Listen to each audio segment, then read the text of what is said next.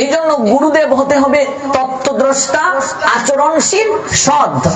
আমরা প্রথম দিন এই বিষয়ে বিস্তারিত আলোচনা করেছি। সৎ গুরুদেবের লক্ষণ কি, তত্ত্বদ্রষ্টা গুরুদেবের লক্ষণ কি, তার পরম্পরা থাকতে হবে, চতুর সম্প্রদায় ভুক্ত হতে হবে, তিনি নিজে আচরণ করবেন, শিষ্যদেরকেও আচরণ করাবেন, তিনি কখনো লোভী হবেন না, শিষ্যের ধন সম্পত্তি, অর্থ, বিত্ত, বৈভব দেখে তাকে দীক্ষা দেবেন না। যে কথাটা বলছিলাম, আমাদের চেষ্টা করতে হবে প্রত্যেকে নির্জলা একাদশী ব্রত পালন করার। প্রথমে আমরা জল পাবো, যদি না পারি ধীরে ধীরে অভ্যাস করব। আর যদি নাই পারো ফলমূল খাবে, কিন্তু রুটি কখনো খাওয়া যাবে যাবে যাবে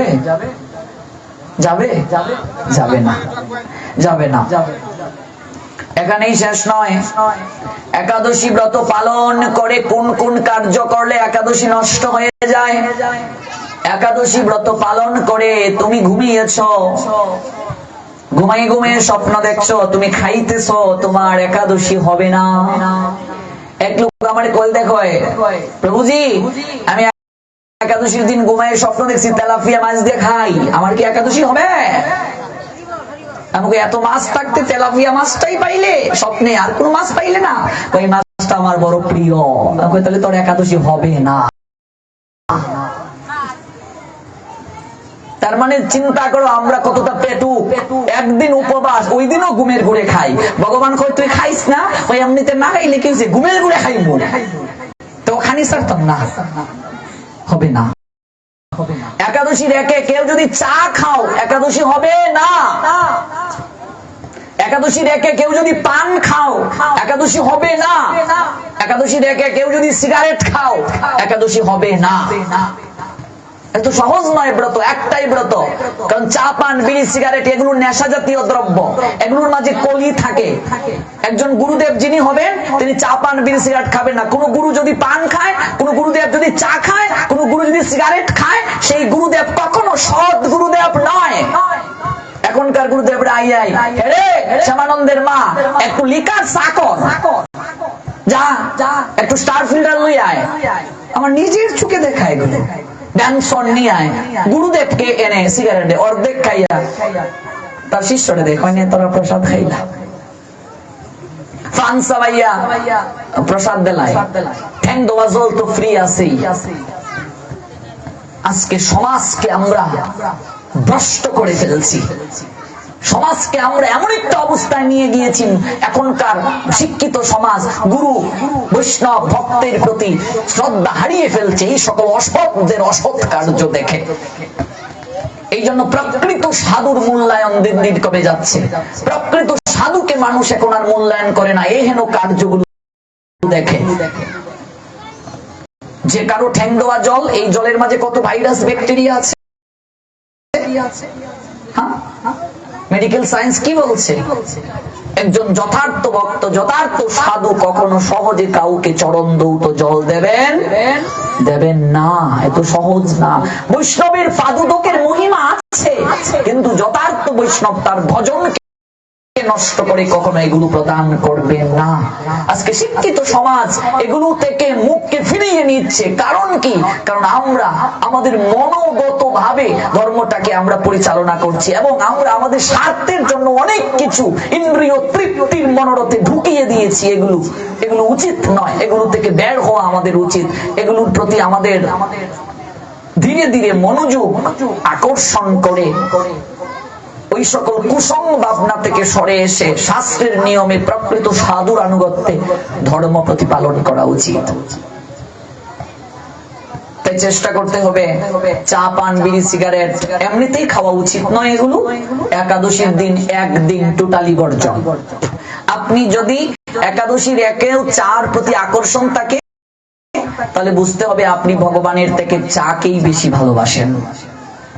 একদিন চা, পান, বিড়ি, সিগারেট টোটালি গ্রহণ করা যাবে না। এমনিতেই প্রত্যেক দিনই খাওয়া উচিত নয়। ধীরে ধীরে ছাড়েন, এই বিষয়ে আমার কমেন্ট জোরালো নয়, কিন্তু একাদশীর দিন আমার কমেন্ট জোরালো। গ্রহণ করা কখনো যাবে না।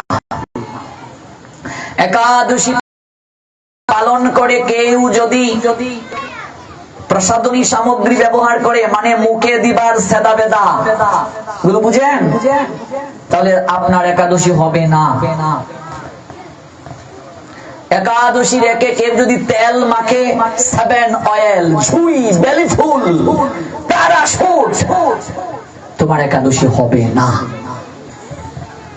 একাদশী রেখে যদি কেউ সাবান মাখে, কি সাবান? লাইফ বয়, জীবাণুর জম, লাক্স, স্যান্ডেলিনা, স্যান্ডেল সোপ, রূপচর্চায় আভিজাত্য, তাহলে তোমার একাদশী হবে না। সিঁদুর প্রসাধনী সামগ্রীর মাঝে পড়ে না শাস্ত্রীয় দিক থেকে। এটা প্রত্যেকটা নারীর নিত্যকর্মের একটা অংশ, অবশ্যই সেটা ধারণ করতে হবে। তবে চা পান, বিড়ি, সিগারেট, প্রসাধনী সামগ্রী এগুলো ব্যবহার করা যাবে না। একাদশী পালন করে যারা ঝগড়া, রাগ ইত্যাদি প্রদর্শন করবে তাদের একাদশী হবে না। একাদশী রাগকে দেখবে, বাপরে বাপরে বাপ, অশ্লীল কথাবার্তা, হমুকের মাল লগে খাইজিয়া, তাহলে একাদশী না রাখাই ভালো। অর্থাৎ একটা দিন ভগবানের সেবায় আত্মনিয়োগ করতে আমাদের হবে। সংসারী মানুষ যারা 15 দিনে একটা দিন প্রায়শ্চিত্ত করবে। একাদশী মানে প্রায়শ্চিত্ত, প্রায়শ্চিত্ত, মাসে 2টা দিন প্রায়শ্চিত্ত করবে।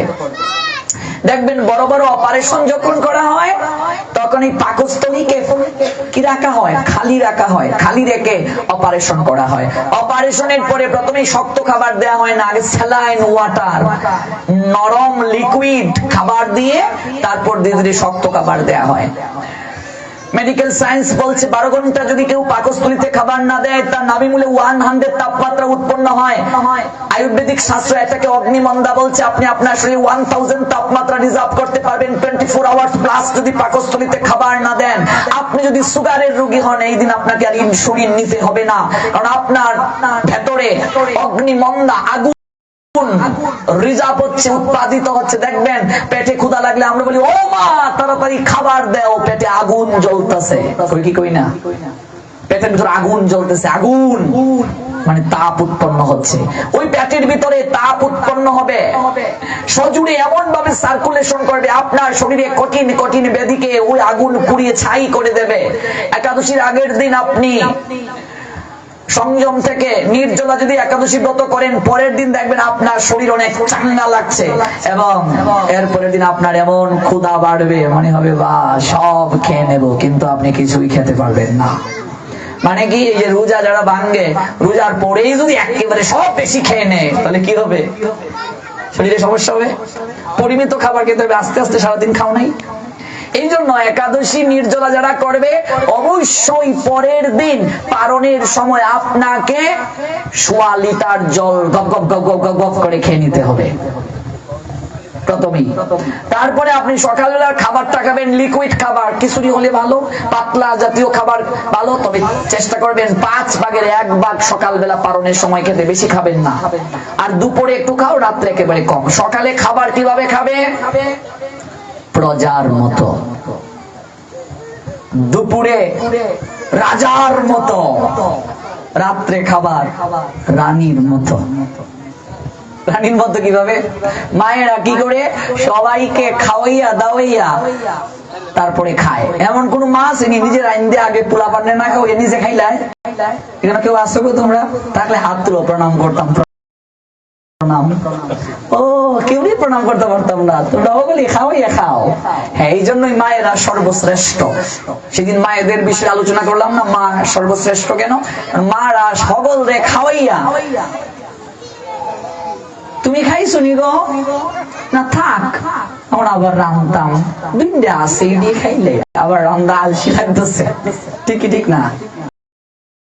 এতটা ত্যাগ করে মায়েরা, সর্বশ্রেষ্ঠ ত্যাগ। এই জন্যই তো মায়েরা শ্রেষ্ঠ। সকলে খাওয়াইয়া তাওয়াইয়া দুইন্দে আছে, আবার রান্ত থাক, এডি খাইলাই কোন কারণে রাই জল ফল খাইয়া ঘুমাই থাকি, সকালে তো আবার রান্না ওই বই। রাত্রে খাবার রানীর মতো সকলে খাওয়াইয়া যা থাকে। কারণ কি? রাত্রের খাবারটা মেডিকেল সায়েন্স বলছে 8:30টার ভিতরে খেয়ে নাও, নাইলে বেশি রাত হলে 9টার ভিতরে খাবে। এর বেশি রাত হয়ে গেলে হজমে ট্রাবল হয়। আমরা তো খেয়ে ঘুমাই থাকি, রাত্রে কোনো আমরা কঠিন কাজ করি না, এই জন্য হজমে ট্রাবল হয়। কেউ যদি সায়েন্টিফিক নিয়মে মেনে চলে তার শরীরে কোনো রোগ হবে না। মনে রাখবেন, আপনি খাবার গ্রহণের 1 ঘন্টা আগে কিংবা 40 মিনিট আগে জল খাবেন। জল কখন খাওয়ানো উচিত? খাবারের 40 মিনিট আগে এবং খাবারের 40 মিনিট পরে। খাওয়ার সঙ্গে সঙ্গে জল খাওয়া মানে বিষ খাওয়া। আমরা 1 গ্লাস খাই আর জল খাই, 1 গ্লাস খাই আবার জল খাই। খাওয়ার সঙ্গে সঙ্গে জল খাওয়া মানে অনেকগুলো রোগের ভাইরাস ভেতরে ঢুকা। এজন্য খাওয়ার সঙ্গে সঙ্গে কখনো জল খাওয়া যাবে না। 40 মিনিট আগে নইলে 40 মিনিট পরে জল খাবেন। খাওয়ার সঙ্গে সঙ্গে জল খাওয়া মানে বিষ খাওয়া। এটা সম্পূর্ণ সায়েন্টিফিক পদ্ধতি। এটাই ভাগবতীয় পন্থা। ভাগবতীয় পন্থাটাই সায়েন্টিফিক পদ্ধতি। এই জন্যই তো শরীরে রোগ আমাদের। আমরা নিয়ম মাফিক চলি না, নিয়ম মতো আমাদের জীবনকে পরিচালনা করি না। আপনাদেরকে একটা শরবতের নিয়ম বলে যাচ্ছি, একাদশীর দিন এটা করে খাবেন, তারপরে দেখবেন আপনাদের শরীর কতটা উপকার হয়েছে। নিয়মটা বলি, মনোযোগ সহকারে শুনেন। সম পরিমাণ জলে 1 চিমটি গুলমরিচের গুঁড়া দেবে। গুলমরিচ চিনো গো মা? খালা খালা গুলমরিচ চিনি, গরম মশলা মাঝে দেওয়া নয়। গুলমরিচ আইন না কুটবাই, কুটটা সমপরিমাণ জলে 1 লিটার জলে 7 থেকে 8টা গুলমরিচের গুঁড়া দিবাই। 1 মুষ্টি মিশ্রিকে ফাঁকি করে সমপরিমাণ ওই জলের মাঝে মিশ্রি দেবে। মিশ্রি দিলে ফ্লেভারটা ভালো। চিনির থেকে মিষ্টি অনেক অনেক ভালো। চিনি তো ডায়াবেটিসের সবচেয়ে বড় সমস্যা। সুগার রোগীদের তো এটা জম। কিন্তু বর্তমানে তাল মিষ্টিও তো আর ঠিকঠাক কিছুই খাওয়া যায় না। হল তাতেই ভেজাল, ফলে ভেজাল, জলে ভেজাল, সবজিতে ভেজাল, স্বাদুতে ভেজাল। ভেজাল সব জায়গায়, ভেজাল ছাড়া কিছু নাই। তাল মিশ্রি ফ্লেভারটা ভালো, এই জন্য তাল মিশ্রি গুঁড়া করে 1 মুষ্টি মিষ্টি দেবে। তারপরে একটু লেবুর রস দেবে। লেবুতে সাইট্রিক অ্যাসিড রয়েছে। যাদের বুড়ি পেট বেড়ে গেছে, ঘুম থেকে উঠে অবশ্যই লেবুর জল খাবে। তবে মনে রাখবে সেটা কিভাবে খাবে, একটা পদ্ধতি আছে। অ্যাসিডে অ্যাসিড ক্ষয় হয়, সাইট্রিক অ্যাসিড লেবুতে আছে। শরবতের সময় যখন লেবুর রসটা দেবে পরিমাণে কম, বেশি দিলে খালি পেটে অ্যাসিড হতে পারে। লেবুর রসটা অল্প দেবে। একটু কালো মেঘের গুঁড়া দেবে। কালো মেঘ চিনো? শিকড়ের নিয়ে দেখবে পশারির দোকানে পাওয়া যায়। গিয়ে বলবে কালো মেঘ দাও, কতগুলো তোমাকে শিকড়ের মতো দেবে, গাছের শিকড়ের মতো। এগুলো আনবে, আইনে ব্লেন্ডার করবে, নতুবা কুটবে। কুটে অল্প তিতা, জমের তিতা, অল্প কালো মেঘের গুঁড়া দেবে। যদি কোনো কারণে কালো মেঘ না পাও, অল্প নিম পাতার গুঁড়া দেবে। বেশি আবার দিও না, পরে কইবে এইটা কিতাই খাইয়ে দিয়ে গেছে যে তিতা। অল্প নিম পাতার গুঁড়া কালো মেঘ না পেলে ভালো করে ঝাঁকিয়ে, তারপরে একাদশীর দিন যখনই পেটে লাগবে গড় গড় গড় গড় গড় গড় গড় করে 2-3 গ্লাস খেয়ে নেবে। ও খাওয়ার পরে এত শরীরে এনার্জি, বাহ সেই লাগছে তো আমার।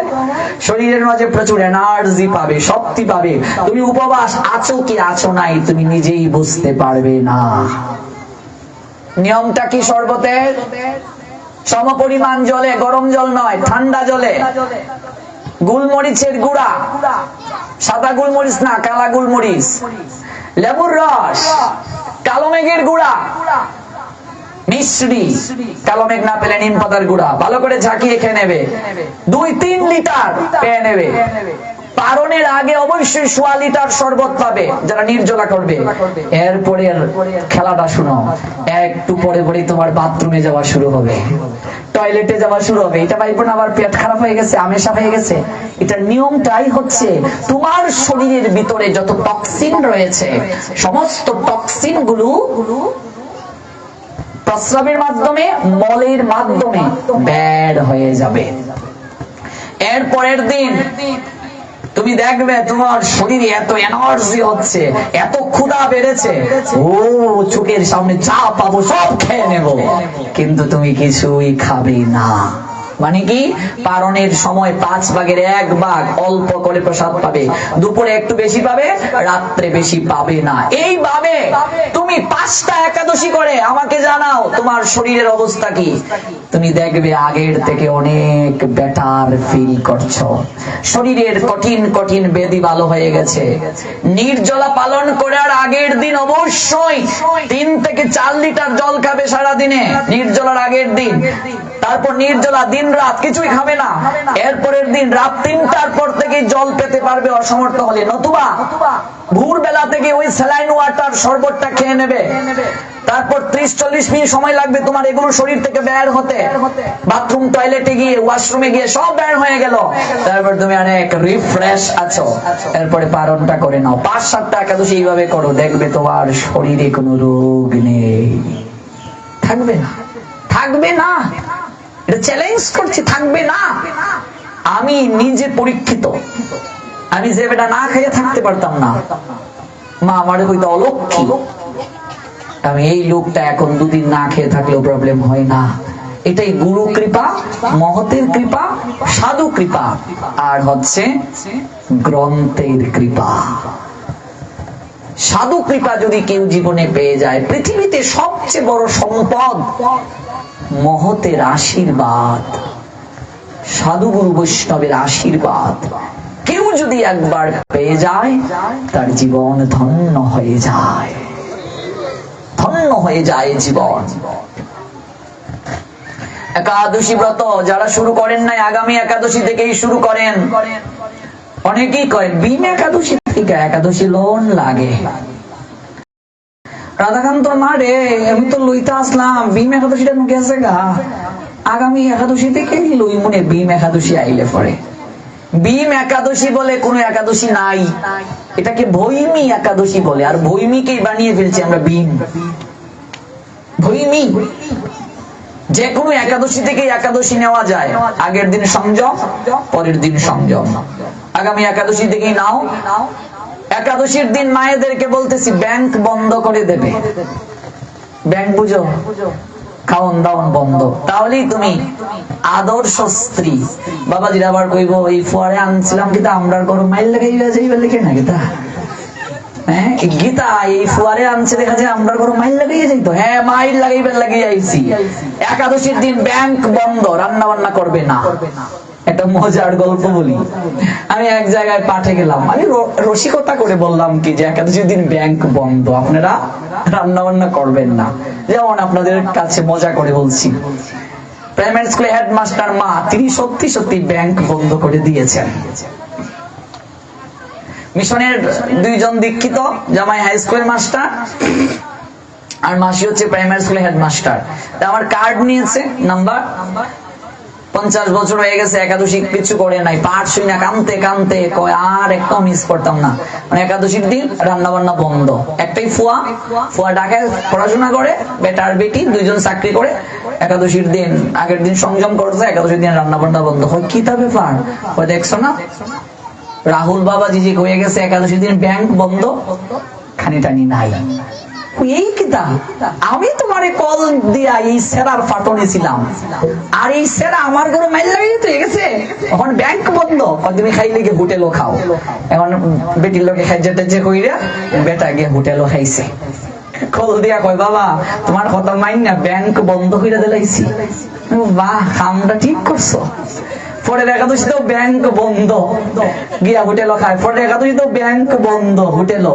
হোটেলের বেটা কয় ও দাদা আপনি কি তা 15 দিন পরে পরে কি তা বৌদির লোকে খাইজা করুননি? 15 দিনের ভিতরে একদিনও খাওয়ানো আইতে দেখি নাই, 15 দিন পরে আপনি খাওয়ানো আইন, বিষয়টা কি তা খাইজা কি তা 15 দিন পর পর নি? সরম টরম পাইছে, তাই আইয়া হইতেছে হেরে আমার রুটি কইরা দেলা আর হোটেলে গিয়ে খাইতে পারতাম না, যে সরম পাইছি আজকে।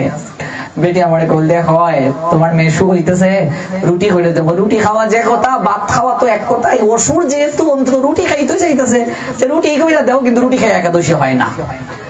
আমার বেটি নির্জলা করে বেটার রুটি সবজি তা খায় দেখাইয়া দেখাইয়া। দেখুন সাধু সঙ্গের কি, স্পর্শের কি মহিমা। এবার পরের একাদশীতে কইতেছে তুই কিছুই খাস না, আমি তোর সামনে রুটি সবজি তা খাই, তুই কইরা দেস, এটা তো পাপ হইতাছে বুঝতাছি রে, তুই নিজে খাস না আমারে রাইন্দা দেস। একদম মনে রাখবেন, একাদশী যারা করে নাই, যদি স্বামী পুত্র কন্যা কাউকে রান্না করে দেয় তারও সমান পাপ হবে, যে রান্দাইব তার 3 গুণ পাপ হবে। মনে রাখবেন, গ্রাণং অর্ধ ভোজনম, এই যে রান্না করছে ভেতরে যাচ্ছে, তার একাদশী হচ্ছে না। আর যার জন্য রান্না করবে, যে রান্না করাবে, তার সবচেয়ে বেশি পাপ হবে, সবচেয়ে বেশি পাপ। এই জন্য একটা দিন রান্না বান্না সকল কিছু বন্ধ। শাস্ত্র দৃঢ়ভাবে বলছে একাদশীর দিন চুলাতে আগুন ধরানো নিষেধ। সবাই মিলে একটা দিন ভগবানকে ভজন করবে। কেন? মাসে 2টা দিন ভজন, 28টা দিন ভালো থাকার জন্য। 365 দিনের মাঝে 24টা একাদশী, রান্না বান্না সকল কিছু বন্ধ। ভগবানকে ডাকবে, ভজন করবে, কোনো কিছু কাজ নাই এই দিন। যার যে পেশা সেটা তো করবেই, চাকরি ব্যবসা করবে, তবে চেষ্টা করবে এই দিন ব্যবসায়ীরা একটু ব্যবসাটা কমিয়ে করতে, মিথ্যে কথা না বলতে। চাকরিজীবী যারা চাকরি করতেই হবে, এটা ডিউটি, কিন্তু ভেতরে ভেতরে ভগবানকে স্মরণ মনন করতে হবে। অর্থাৎ একটা দিন সকল কিছু বন্ধ, ভগবানকে ডাকা।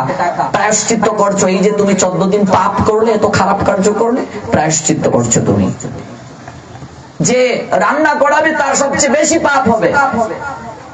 তুই আমার রান্না বান্না করে দেস, রুটি সবজি তোর সামনে আমি খাই, আমার মনে মানে না রে, আমি ফলমূলই খাই লাই। এই দেখো ধীরে ধীরে কি করে সাধু কৃপায় হৃদয়ের পরিবর্তন হয়, কারণ তার বউ নির্জলা করে, তো কৃপায় সকল কিছু হয়। এরপরে কয়েকদিন ফলমূল খায়, তুই যদি থাকতে পারোস, আমি কেন পারতাম না, দেখি বেটা যে শরবতের নিয়মটা হয়ে গেছে, একটু খাইয়া দেখি কেমন লাগে। এবার শরবত খাইয়া কয়েকটা একাদশী করলো, এইভাবে কয়েক মাস গেল, 7-8 মাস পরে জামাই বউ দুইও বই নির্জলা করে। এরপরে কয়রে আমাদের 1 মাসের বেতন দিয়া রাহুল বাবাজিরে দিয়ে একটা বিশাল পাঠের আয়োজন করিলাই। হরি বল। এই দেখো হয়ে গেল ভক্ত। এই জন্য ধর্ম প্রতিপালনে সহায়তা করার জন্যই তোমার নাম সহধর্মিনী। আগামী একাদশীর দিন ব্যাংক বন্ধ, মায়েরা রান্না বান্না বন্ধ করে দেবে। গেলিলে আমারই গেল, তোমরা গেলি তো না, ব্যাংক বন্ধ। পোলাপানকে খাওয়ানো বন্ধ। কারণ একাদশী মাহাত্ম্যে দেখবে তৎকালীন সময়ে রাজা যারা রাজ্যে ঢুল পিটিয়ে দিতেন, এগুলো একাদশীর মাহাত্ম্য পড়লে পাবে, যে আমার রাজত্বে যারা একাদশীর দিন রান্না করবে তাদেরকে গর্দান দেয়া হবে। মাহাত্ম্যে পড়েছো? হ্যাঁ। মানে কি? রাজা ঘোষণা করে দিতেন যারা একাদশীর দিন চুলা ধরাবে, আগুন জ্বালাবে, রান্না করবে, খাবে, ওদেরকে গর্দান দেয়া হবে।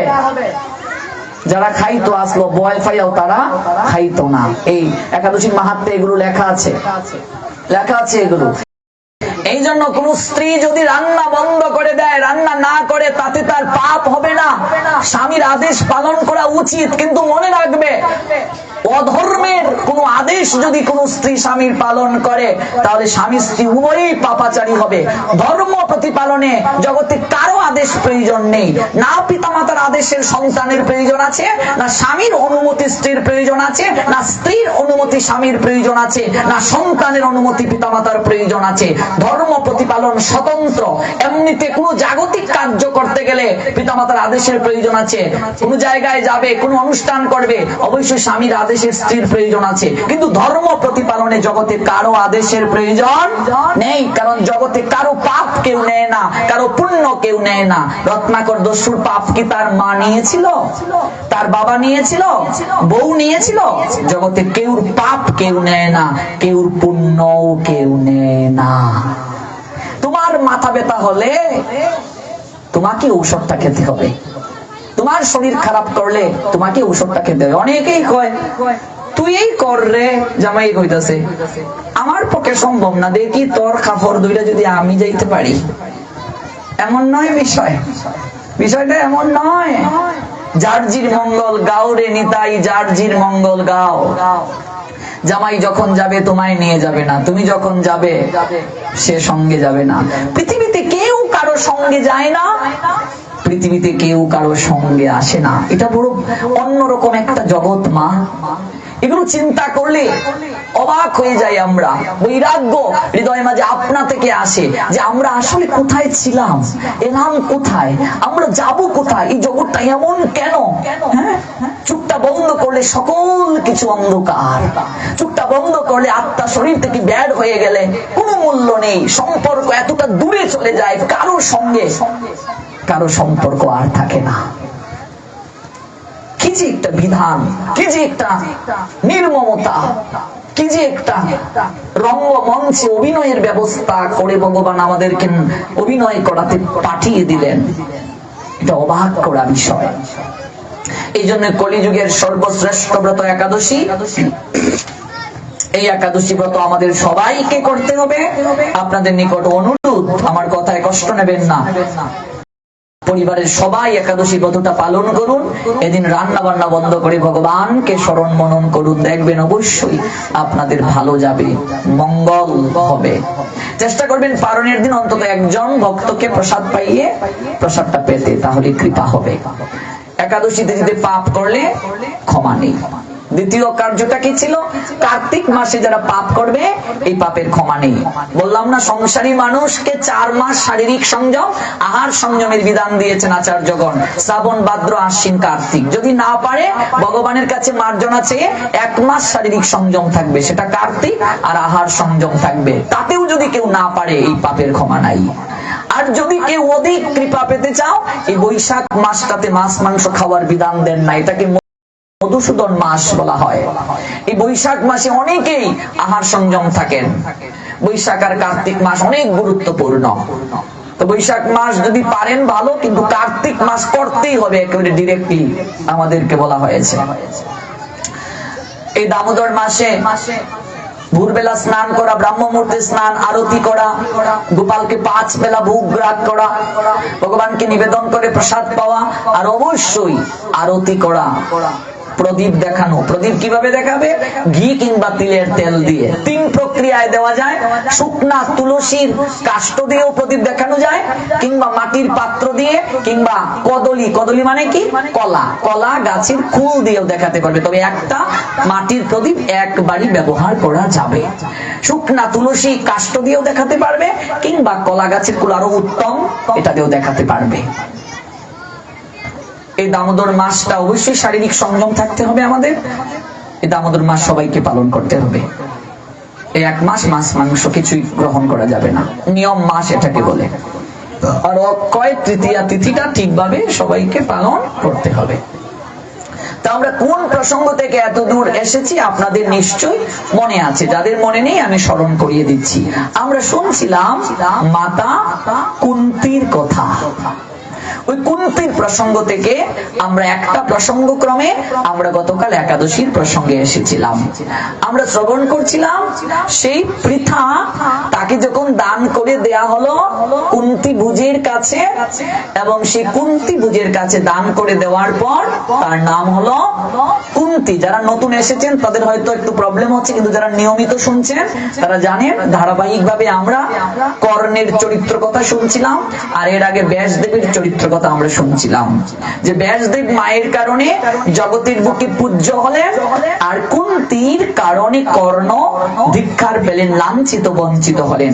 একটা প্রসঙ্গক্রমে আমরা শুনছিলাম শাখা প্রশাখা ঘুরে, যে পৃথিবীতে মায়ের আশীর্বাদ যদি কোনো সন্তানের জীবনে পতিত হয়, তাহলে সেই সন্তানের জীবন কখনো অমঙ্গলে ছেয়ে যেতে পারে না।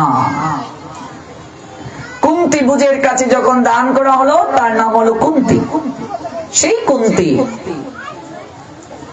তিনি যখন বালিকা বয়স, তখন দুর্বাসা মুনির সেবা করেছিলেন। ঋষিদের মাঝে দুর্বাসা ছিলেন অত্যন্ত ক্রোধী, রাগী ঋষি। গীতায় ভগবান বলছেন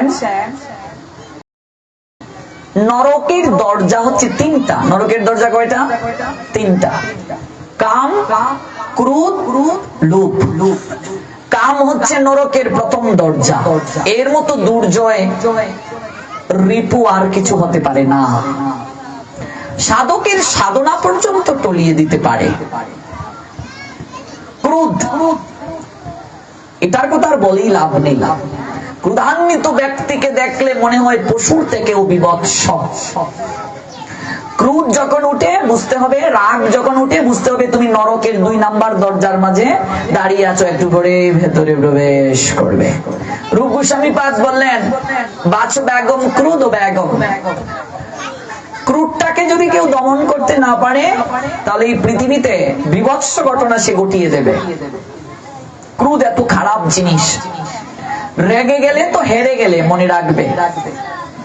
রাগ খুবই খারাপ জিনিস। বিশেষ করে মায়েদেরকে রাগ যখন উঠে হাতের পাশে যাই পায়, হরি বল, কাছের গ্লাস, হরি বল, প্লেট, হরি বল, বিশেষ করে এখন বর্তমানে মোবাইল, হরি বল, একটু পরে আবার ভাবে আরে কেন যে শখের মোবাইলটা ভাঙলাম রে। ঠিকই ঠিক না? আছে কি অভিজ্ঞতা কারো? অনেকেই আছে, কইতো না শরমে। আমারও আছে অভিজ্ঞতা মোবাইল ভাঙার, কিন্তু এই ভক্তি জীবনে আওয়ার পরে এত বেশি নাই, কমিয়ে গেছে। তাহলে আজকে একটা পদ্ধতি আপনাদেরকে বলে যাচ্ছি। মাঝে মাঝে রাগ অভিমান করা ভালো। সংসার জীবনে স্বামী স্ত্রীর সম্পর্ক আরো গভীর হয়, কিন্তু এমন রাগ অভিমান করিও না যেন বলহরি ছাড়াছাড়ি হয়ে যায়। একটা গল্প বলি মজার। সক্রেটিস নাম শুনেছ? গ্রিসের মহান পণ্ডিত। ভালো ভাতের অনেক সময় ভালো তরকারি হয় না। সক্রেটিসের জীবনে এমন একটা বউ জুটলো, কথায় কথায় রেগে যায়। এরকম কারো আছে নাকি জীবন সঙ্গিনী? কথায় কথায় রেগে যায়।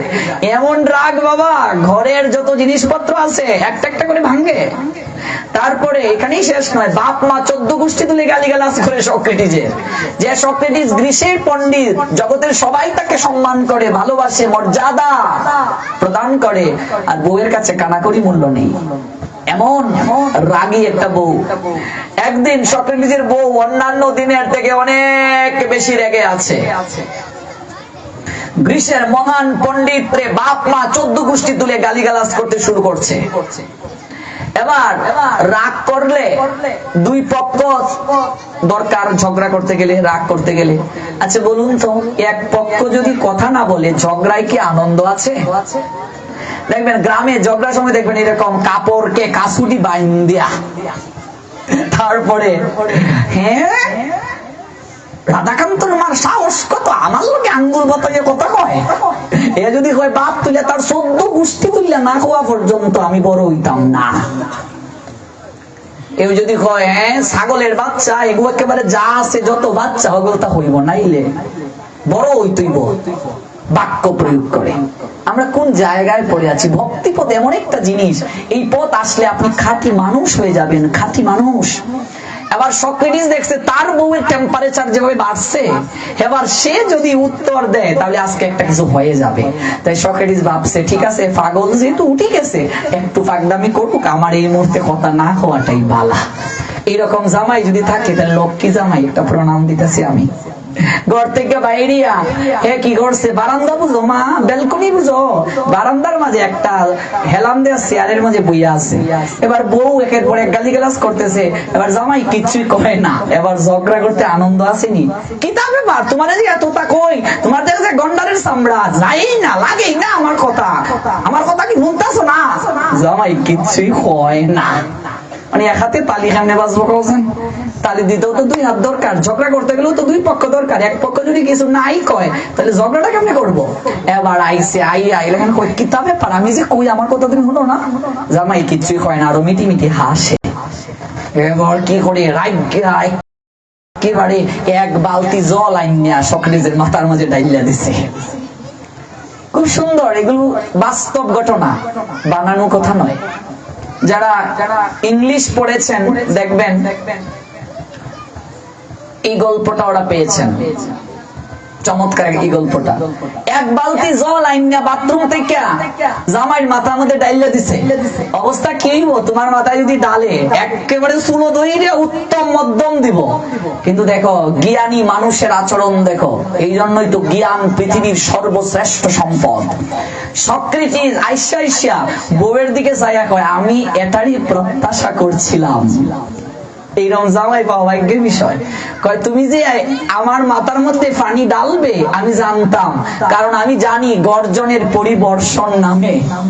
তুমি এতক্ষণ গর্জাইছো, এবার যে বর্ষণ করবে দেখবে। দিনে ডাকবো জগো, এটা তো আমরা আঞ্চলিক ভাষা মূলত মেঘে ডাক। মেঘে ডাকলে একটু পরে বৃষ্টি হওয়ার সম্ভাবনা আছে। তুমি এতক্ষণ গর্জিয়েছো, এবার যে বর্ষণ ঢালবে আমি জানি। বালতি হাতের মাঝে তুলা, বালতি ডাইলে দিছে জল, কয় আমি তো এটারই প্রত্যাশা করছিলাম, আমি জানি গর্জনের পরিবর্ষণ নামে। এ কথা হয়ে আসতেছে, রাস্তা দিয়ে মানুষ যাইতেছে, এই দৃশ্য দেখে হগলে আসি শুরু করছে, সক্রেটিস আসি শুরু করছে, বউ আসি শুরু করছে। এবার বালতি লইয়া বউকে কাম টাম করে রাত্রিবেলা যখন ঘুমাইতে গেছে, ঘুমানির সময় কয় আই এম এক্সট্রিমলি সরি, আসলে আমার এই কাজটা করা ঠিক হয়নি। আচ্ছা কও, জামাই হারছে না বউ হারছে? জিতছে কে বলো? জামাই জিতছে। ও তা আমার বাবা বুঝি লাইছে, জামাই জিতে গেছে। রাত যখন চলে যায় তখন বুঝে এই কাজটা ঠিক করিনি। সে বলছে আমার কাজটা ঠিক করা হয়নি, I am extremely sorry, please excuse me, তুমি আমায় ক্ষমা করে দাও। এটা ইংলিশে গল্প, আমি বাংলায় বলছি বোঝানোর জন্য। তাহলে আজকে থেকে শিখে যাও, সংসার জীবনে তো একটু একটু রাগ হবেই। হাতের মাঝে 4-5টা চুরি পড়লে কঙ্কন একটার সঙ্গে আরেকটা টুনটুন শব্দ হয়। সংসার জীবনে ঝগড়া লাগবেই, একটু একটু মান অভিমান হবে। তবে আজকে নিয়ম, আজকে আমরা টেকনিক কি শিখলাম? এক পক্ষ ঝগড়া করলে আরেক পক্ষ নীরব থাকবে। এই পক্ষ যখন টেম্পারেচার বাড়বে ওই পক্ষ কি করবে? চুপ থাকবে। তাহলেই দেখবে সব ঠিক হয়ে যাবে। কোথায় আছে সেই লীলা? মহাভারতে। শিশুপাল কৃষ্ণরে এমন গাইলানি শুরু করছে, কই তুই সুর। কারণ কি? যজ্ঞের মাঝে কৃষ্ণকে সর্বোত্তম মর্যাদা দিয়েছে যুধিষ্ঠির। এবার শিশুপাল কয় তুই সুর, সুর রে, এই মর্যাদা দেওয়া হয়েছে। কৃষ্ণ খালি আসে, কয় তুই মাখন সুর, ননি সুর। কৃষ্ণ এসে কয় আমি যে আসল যেটা চুরি করি এটা তুমি কইছই না। কয় কি সুর? আমি মন সুর, ভক্তের মনকে চুরি করি। কয় তুই সুর। একের পর এক গালিগালা শুরু করছে, একের পরে। তখন কৃষ্ণ এসে বলছেন ভাই, তারা তো সম্পর্কে আপন, মামা তো পিস্তুত ভাই। কৃষ্ণ শিশুপাল কয় ভাই তোমার কিন্তু 100টা অপরাধ ক্ষমা করবো, পিসিমার কাছে কথা দিছি। তুমি যে রাগ কইরা আমার এত গাইলানি শুরু করছো, তুমি হিসাব রাখতেছো 100টার কিন্তু অপরাধ আস্তে আস্তে শেষ হয়ে যাইতেছে। যখন 100 হয়ে যাবে তখন বলো হরি হরি বল, বুঝা শুনে গাইলাও। দেখো এত গালিগালাজ করলো, কৃষ্ণ শুধু হাসে হাসে হাসে।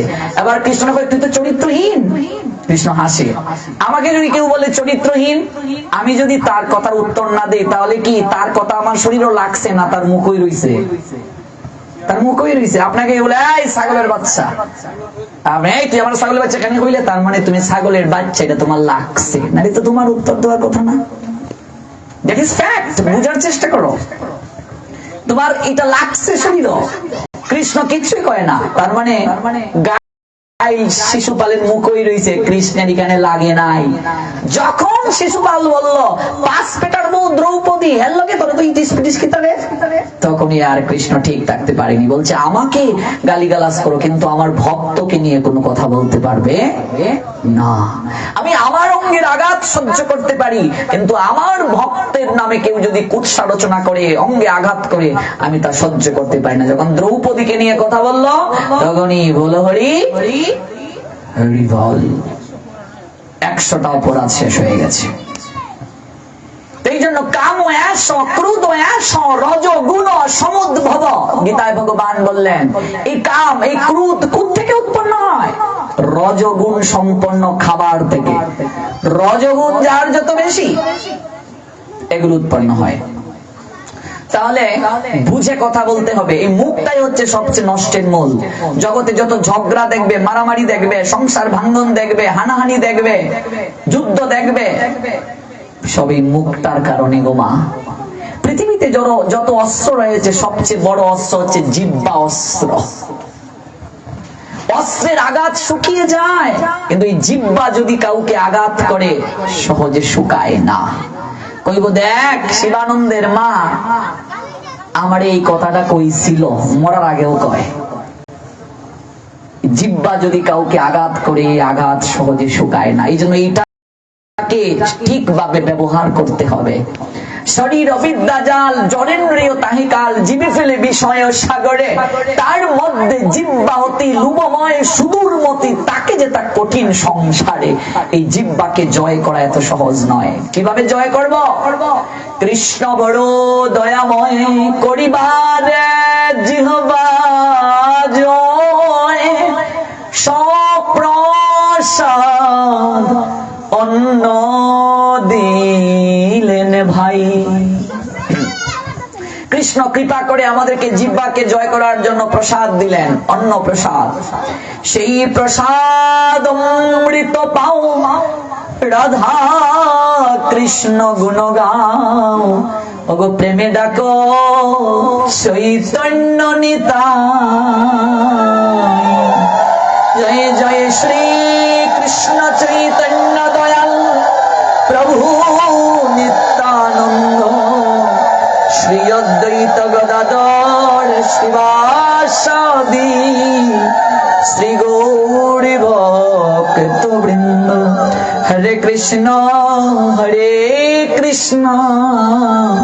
কৃষ্ণ কৃষ্ণ হরে হরে, হরে রাম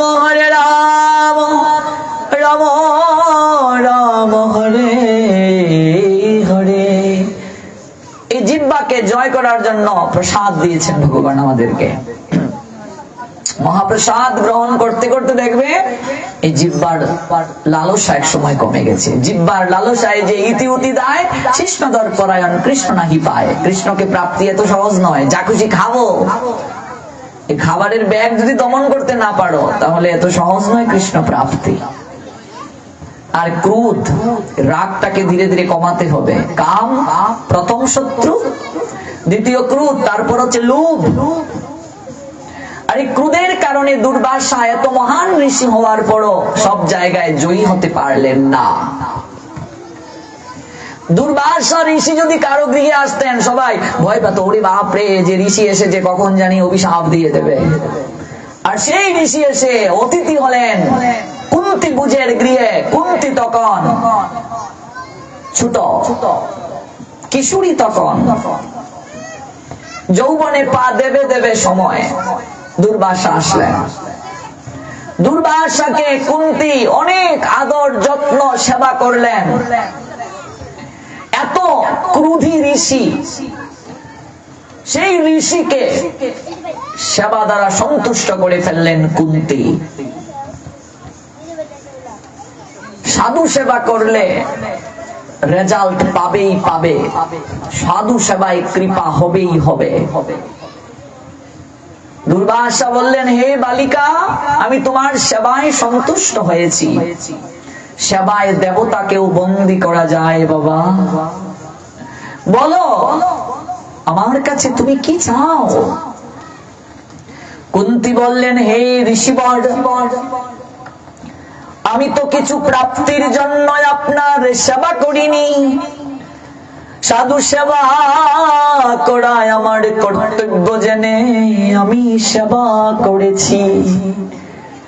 আমি তো ফলের আকাঙ্ক্ষায় আপনার সেবা করিনি। তথাপি তুমি আমার কাছে কিছু চাও বালিকা? তুমি আমার সেবা করলে এতটা দিন, আমি কিছু চাই না ঋষিবর। আরো প্রাণটা ভরে গেল দুর্বাসার। মেয়েটা কত নির্লোভী। নারী জীবনের পূর্ণতা মাতৃত্বে, হে বালিকা, আমি তোমায় এমন একটা বর দিয়ে যাচ্ছি, মন্ত্র দিয়ে যাচ্ছি। এই মন্ত্র জপ করে তুমি যে দেবতাকে আমন্ত্রণ করবে, সেই দেবতার প্রসাদে তুমি পুত্র সন্তান লাভ করতে পারবে। আমি এমন একটা মন্ত্র দিয়ে যাচ্ছি, যে মন্ত্র তুমি যখন জপ করবে, ওই দেবতা সঙ্গে সঙ্গে তোমার কাছে এসে আবির্ভূত হয়ে যাবেন। আর সেই দেবতার কৃপায় তোমার একটা পুত্র সন্তান হবে। সেই দেবতার গুণ সম্পন্ন একটা পুত্র সন্তান হবে। এই মন্ত্র কুন্তীকে দান করে দুর্বাসা প্রস্থান করলেন। কুন্তী মনে মনে ভাবলেন, মন্ত্রের গুণ শুনেছি জগতে আছে, কিন্তু যে দেবতাকে সাধনা করেও সহজে পাওয়া যায় না, মন্ত্র জপ করলে দেবতা এসে আবির্ভূত হবে, এটা আমার কাছে অকল্পনীয় মনে হচ্ছে। একটু পরীক্ষা করে দেখতে ইচ্ছে হচ্ছে মন্ত্র জপ করলে সেই দেবতা আসেন কিনা। দুর্বাসা আবার বলে গিয়েছিলেন, হে বালিকা, তুমি চঞ্চল চিত্তে এই মন্ত্র কখনো জপ করিও না, তাহলে হিতে বিপরীত হবে। এই মন্ত্র জপ করতে গেলে পবিত্র হয়ে করবে, চঞ্চলতার সহিত করিও না। মন্ত্রের যেমন ক্রিয়া আছে তেমনি ভাবে বিক্রিয়াও রয়েছে। এই যে আজকে চড়ক পূজায় দেখবে আমরা শৈব যারা শিবের যারা আরাধনা করে, দেখবেন মন্ত্রের মাধ্যমে ওরা কি করে শরীরের মাঝে বর্ষি গাঁথে। এই যে দেখলাম সেই দিন ফেসবুকে পিঠের মাঝে বর্ষি গেড়ে এরকম গাছ ঘুরাচ্ছে, আর সঙ্গে সঙ্গে পিঠের অর্ধেক অংশ চামড়া খুলে লোকটা পড়ে গেছে।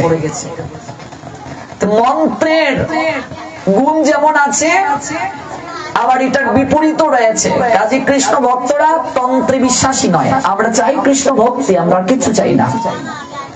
মন্ত্রের গুণ ক্ষণস্থায়ী, কিন্তু কৃষ্ণ ভক্তি দীর্ঘস্থায়ী। এই জন্য কৃষ্ণ ভক্তরা ভগবানের কাছে এগুলো চায় না। কৃষ্ণ প্রেম ধন, কৃষ্ণ চরণ ছাড়া আর কিছু চায় না। হে বালিকা, তুমি এই মন্ত্র চঞ্চল হয়ে জপ করিও না, হিতে বিপরীত হবে। কুন্তী একদিন পরন্ত বিকেল বেলা সূর্য দেবের দিকে তাকিয়ে আছেন। সূর্যের এই গাঢ় আভাটা দর্শন করে তার একটা লালসা জেগে গেল। সূর্য নারায়ণ এত সুন্দর করে আলো প্রদান করেন, একটিবার যদি তাকে দর্শন করতে পারতাম, একটিবার যদি তার দর্শন হতো। সূর্য অস্ত যাচ্ছে, তখন তাকিয়ে আছেন অপূর্ব দৃষ্টিতে। তখন ভাবলেন, আমি আগামীকাল আমি মন্ত্র জপ করব, আমার কাছে তো একটা মন্ত্র আছে, দুর্বাসা আমায় দিয়ে গিয়েছেন। পরদিন প্রাতঃকালে সূর্যের দিকে তাকিয়ে কুন্তী মন্ত্র জপ করতে শুরু করলো, সূর্য নারায়ণকে স্মরণ করে করে, সূর্যদেবকে স্মরণ করে করে। সঙ্গে সঙ্গে মন্ত্রের গুণে গুণে সূর্যদেব এসে কুন্তীর সামনে আবির্ভূত হলেন। ওম জবা কুসুমে সনকাশং কাশ্যপ্যায়ং মহাদুতিং দন্তারিং সর্বপাপগ্নং প্রণতবস্মি দিবাকরং। এই হচ্ছে সূর্যের প্রণাম মন্ত্র। প্রত্যেক দিন সূর্যকে একটা প্রণাম দেওয়া উচিত। এই যে লাইট জ্বলছে, প্রতি মাসে বিল দিতে হয়। ফ্যান চলছে, প্রতি মাসে বিল দিতে হয়। আচ্ছা বলুন তো, সূর্য যদি একদিন এসে আমাদেরকে বলেন, সাদের যে আলো পাচ্ছ, আমি যে আলো দিচ্ছি, আমার বিল পরিশোধ করো, কি করবো আমরা? পবন আমাদেরকে বাতাস দিচ্ছে, এই ফ্যান চালালে প্রতি মাসে বিল দিতে হয়। পবন যদি বলে আমার বিল পরিশোধ করো, আমরা তাদের কাছে চিরঋণী। এই জন্য প্রত্যেক দিন স্নান করে নিত্য কর্মের একটা অংশ সূর্যকে প্রণাম দেওয়া। সূর্য আবির্ভূত হলেন, হে বালিকা, তুমি আমায় কেন স্মরণ করেছ? আমার গুণ সম্পন্ন একটা পুত্র আমি তোমায় প্রদান করে যাব। কুন্তী অবাক হয়ে গেলেন, না না না না না, আমি চাই না, আমি চাই না, আমি পরীক্ষা করতে চেয়েছিলাম মন্ত্রের গুণকে বোঝার জন্য। তা তো হবে না, হবে না বালিকা, কারণ ঋষি মন্ত্রের কখনো ব্যত্যয় ঘটবে না, এটা আমার দায়িত্ব। ঋষির মন্ত্রের শক্তিটাই এমন ছিল যে দেবতাকে তুমি আমন্ত্রণ করবে, সেই দেবতার গুণে তোমার একটা সন্তান হবে। এই দেখো, দেবতার যারা আরাধনা করে তাদের মন্ত্রের যদি তুমি ব্যত্যয় ঘটাও, তাহলে তোমার দুর্দশা হবে। কিন্তু আমার কৃষ্ণ কিন্তু সেই রকম নয়। দেখবে সমাজে ও বিশ্বহরি পেয়ে গেছে, ও কালী পেয়ে গেছে, ও দুর্গা পেয়ে গেছে, ও অমুক তমুক পেয়ে গেছে। কোনদিন শুনছো কেউ কৃষ্ণ পাইছে, রাধা পাইছে? ও এটা পায় না, খালি খালি পায়। বিষৌরি পায়, সন্তোষী পায়, কৃষ্ণ কেউ পায় না। ও তে আমরা কৃষ্ণই বালা। কৃষ্ণ হইল বাঁকা, ওর চলন বাঁকা, ওর সকল কিছু বাঁকা, দাঁড়ায়ও বাঁকা, এই জন্য তার ভক্তগুলো বাঁকা। সহজে কৃষ্ণ ভক্তকে বোঝা যায় না। বাঁকে বিহারী আমাদের কৃষ্ণের নাম। আর সমাজের বুকে দেবতার যারা আরাধনা করে, গীতায় ভগবান বলছেন তারা অল্প বুদ্ধি সম্পন্ন ব্যক্তি। গাছের গুড়ায় জল দিলে ডালপালা শাখা প্রশাখায় আলাদা করে জল দিতে হয় না, গাছের গুড়ায় জল দিলে আপনা থেকে সকল কিছু তুষ্ট হয়ে যায়। কেউ কৃষ্ণ আরাধনা করলে সমস্ত দেবতারা আপনা থেকেই সন্তুষ্ট হয়ে যায়। তুমি দেবতার যদি ঠিকভাবে পূজা করতে পারো, যা চাইবে তোমাকে দেবতা তাই দেবে, কিন্তু একটু যদি ব্যতিক্রম হয়ে যায় তোমার একেবারে 14 গোষ্ঠী উদ্ধার করবে। বড় বড় জমিদার রাজাদের বাড়ি দেখবে প্রত্যেকটা বাড়িতে দুর্গা মন্দির ছিল, ছিল কি ছিল না? দুর্গা মন্দিরের সামনে বাইজির কারখানা করেছে, নাচিয়েছে, গাইয়েছে। আজকে এক একটা জমিদার বাড়ি কি আগের মতো জৌলুস আছে? সামসিকার বাসা, প্রত্যেকটা ইট পাথর গুমড়ে গুমড়ে কাঁদছে। কারণ দেবতার পূজা করলে দেবতা 10 হাতে যেমন দেয়, আবার কেড়ে নেওয়ার সময় 10 হাতে কেড়ে নেয়। কিন্তু আমার কৃষ্ণ এমন নয়। সে যে বংশী হাতে দাঁড়িয়ে আছে, সখীরে ত্রিবঙ্গ বঙ্গে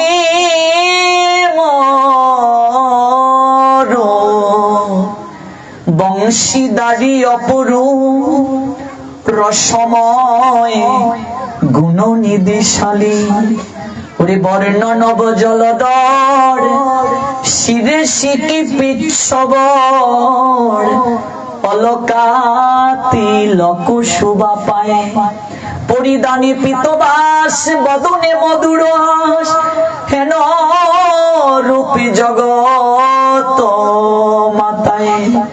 ইন্দ্রনীল যিনি কৃষ্ণ রূপ খানি, হেরিয়া কদম্ব মূলে, আমার মন উচাটন না চলে চরণ, আমি সংসারে গেলাম ভুলে।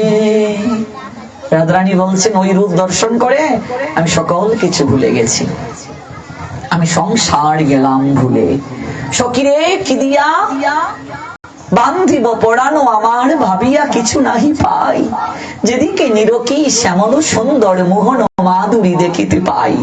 সখীরে আমি শ্যাম ছাড়া আর কিছু দেখি না রে। এই যে শ্যাম রূপ, এই যে শ্যাম কৃপা একবার যে পেয়েছে সে আর অন্য কোনো কিছুর দিকে ধাবিত হয় না। যে পেয়েছে নামের মিঠা, সে কি অন্য মিঠা চায়? চায় না। দেবতার পূজা করলে, ঠিকভাবে পূজা করলে সঙ্গে সঙ্গে তুমি রেজাল্ট পাবে, কিন্তু যদি হিতে বিপরীত করো তাহলে তোমার কিন্তু দুঃখ আছে। কুন্তী ডাকলেন, সূর্য দেব বলছেন এখন যদি দেবী তুমি না চাও তা তো হবে না, আমার দায়িত্ব একটা পুত্র সন্তান দিয়ে যাওয়া। কিন্তু হে সূর্যদেব, আমি তো কুমারী, আমি যদি পুত্র লাভ করি সমাজের বুকে আমি কি জবাব দেব? সূর্যদেব এই দিকে দৃষ্টি দিলেন না, সঙ্গে সঙ্গে মন্ত্রের মাধ্যমে একটি পুত্রকে কুন্তীর কোলে দিয়ে দিলেন। হে কুন্তী, আমার শরীরের একটা অংশ এই পুত্রের বক্ষের মাঝে রক্ষা কবচ রূপে থাকবে, কবচ কুণ্ডল যাকে বলে। সে অজেয় হবে জগতের বুকে, আমার মতো যশস্বী হবে, শক্তি পাবে। হে কুন্তী, তোমার নামে এই পুত্র কর্ণ বলে জগতের বুকে ভূষিত হবে। আমি যাই, যখন আমায় স্মরণ করবে আমি সঙ্গে সঙ্গে আবির্ভূত হতে বাধ্য থাকবো। এই কথা বলে সূর্যদেব সেই জায়গা থেকে প্রস্থান করলেন। আচ্ছা দেখো এবার এই পুত্রটা নিয়ে তিনি কি করবেন? আমরা সত্যবতীর চরিত্রও শুনলাম। সত্যবতী এসে সবার কাছে, প্রথমেই তার বাবার কাছে, পরে সবার কাছে বললেন আমি মা হতে চলছি। সমাজের বুকে তিনি গোপন করলেন না। কত রীতিমতো যুদ্ধ করে সমাজের বিরুদ্ধে গিয়ে সন্তানটাকে তিনি পৃথিবীর আলো দেখালেন, যার কারণে মায়ের কারণে সেই ব্যাসদেব জগতের বুকে পূজ্য হলেন, জগৎ গুরু হলেন। আর কুন্তী ভাবলেন যদি সমাজের লোক জানে আমার সন্তান হয়েছে, আমি সন্তান আশীর্বাদ প্রাপ্ত হয়েছি, সমাজের মানুষ আমাকে কি বলবে। সন্তানটা বাঁচলো কিনা মরলো সেই দিকে খেয়াল করলেন না। সেই সন্তানটাকে তিনি নদীর জলে ভাসিয়ে দিলেন। দুটোই চরিত্র দেখো, আজকে সমাজের বুকে এরকম কুন্তীর এই চরিত্রটা অনেক আছে, যার কারণে রাস্তাঘাটে ডাস্টবিন থেকে শুরু করে অনাকাঙ্ক্ষিত অনেক সন্তানকে খুঁজে পাওয়া যায়। তাদের অপরাধ কি বলো? তোমার কিছু সময়ের আনন্দের জন্য সন্তানের জীবন আজকে বিভৎস হয়ে যাচ্ছে, তার দায় কে নেবে? প্রত্যেকটা দায় তোমাকে দিতে হবে। আজকে বর্তমান প্রজন্ম, আমাদের বয়সী ছেলে মেয়েরা সম্পর্কের নামে যেভাবে নোংরামি করছে, সম্পর্কের নামে যেভাবে অসৎ কার্য করছে, তা সত্যি দুঃখজনক। আমি এই অনলাইনের মাধ্যমে যারা আমায় শুনছেন দেশ দেশের বাইরে থেকে, আমি প্রত্যেককে একটা কথাই বলবো, যে পুরুষ তোমাকে ভালোবাসার নামে দেহভোগ করতে চায়, সে কখনো প্রেমিক নয়, সে কামুক, সে কোনোদিন তোমাকে ভালোবাসে নাই। যে নারী সম্পর্কের নামে দেহ চায় পুরুষের, সে কখনো প্রেমিকা নয়, অসৎ চরিত্রা। আজকে 14ই ফেব্রুয়ারি ভ্যালেন্টাইন্স ডে, বিশ্ব ভালোবাসা দিবসের নামে কত নারী যে তার সতীত্ব হারায়, আর কত পুরুষ যে তার চরিত্রকে হারায়। আমি পিতামাতা কি তার সংবাদ রাখি, খোঁজ রাখি? পার্ক বলো, আজকে বিভিন্ন বাগান বলো, কলেজ বলো, ইউনিভার্সিটি বলো, 14ই ফেব্রুয়ারি জুড়ায় জুড়ায় কবুতরের অভাব নেই। এই দিন কত নারী যে তার সতীত্বকে হারায়। আজকে সনাতনী হিন্দুরা কুমারিত্ব কতটা মর্যাদা দেয়, একটা মেয়ের কুমারিত্ব কতটা গুরুত্বপূর্ণ, একটা ছেলের যৌবন শক্তির কতটা গুরুত্ব, এটা বুঝানোর জন্য সনাতনী হিন্দুরা কুমারী পূজা করে থাকে। এই কুমারী পূজার অর্থ বুঝো? একটা কুমারীকে যে দেবীর মর্যাদা দেয়, একটা নারী যদি তার কুমারিত্ব ধরে রাখে, তার এতটা শক্তি, সে দেবীর সমশক্তি অধিকারী হয়ে যায়। হরিবল হরিবল। দেবীর যে শক্তি, সেই শক্তি তার মাঝে অটোমেটিক চলে আসে। এই জন্য সনাতনী হিন্দুরা কুমারী পূজার আয়োজন করে, জগতে কুমারীদেরকে বুঝানোর জন্য যে তোমার সতীত্ব ধরে রাখা, তোমার কুমারিত্ব ধরে রাখা কতটা গুরুত্বপূর্ণ। এই জন্য আমরা সনাতনী হিন্দুরা কুমারী পূজা করি। সনাতনী সমাজে নারী দেবীর মর্যাদা পেয়েছে, দেবীর মর্যাদা, এতটা সম্মান নারীর আর কোথাও দেয়া হয় নাই। সনাতনী হিন্দুরা যতটা মর্যাদা দিয়েছে নারীকে, ভাসিয়ে দিলেন নদীর জলে।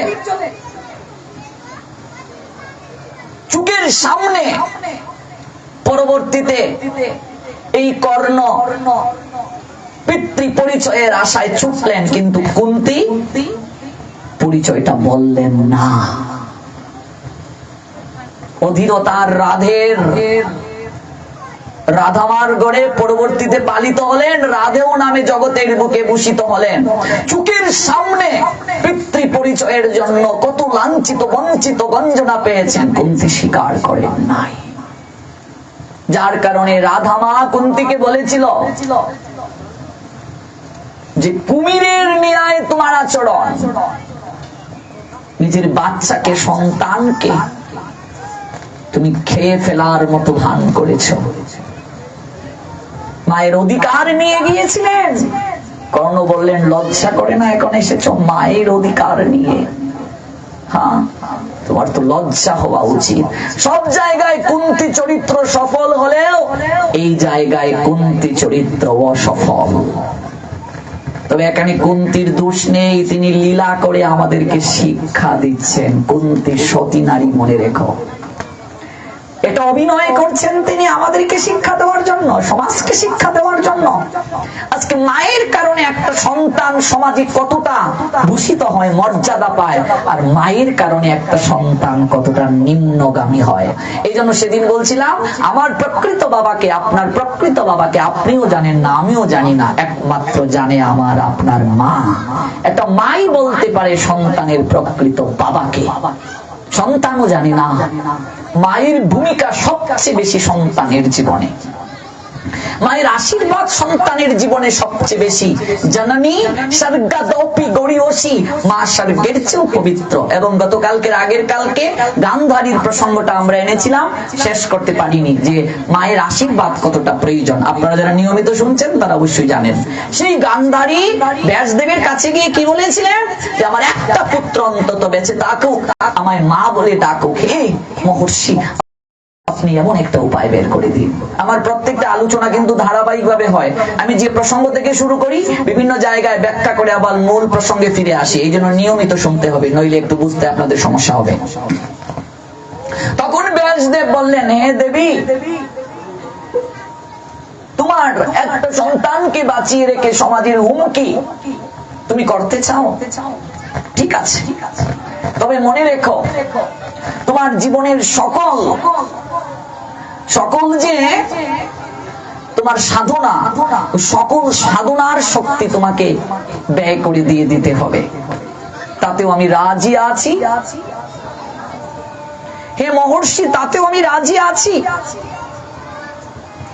আমি আমার চোখটাকে সারা জীবন বেঁধে রেখেছি, আমার সাধনার সকল শক্তি এই চোখের মাঝে নিহিত রয়েছে। এই শক্তি দিয়ে আমি আমার সন্তানটাকে আমি বাঁচিয়ে রাখতে চাই। দুর্যোধনকে বললেন, বাছা দুর্যোধন, তুমি আদুল গায়ে নগ্ন হয়ে তুমি আমার কাছে আসবে। দেখো, সন্তান যত বড়ই হোক না কেন, মায়ের কাছে সন্তান সব সময় ছোটই থাকে। এটা বোঝানোর জন্য এই লীলাটা।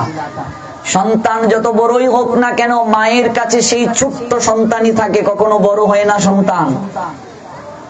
দুর্যোধন আদুল গায়ে, খালি গায়ে যাচ্ছেন, সর্বাঙ্গে কোনো বস্ত্র নেই।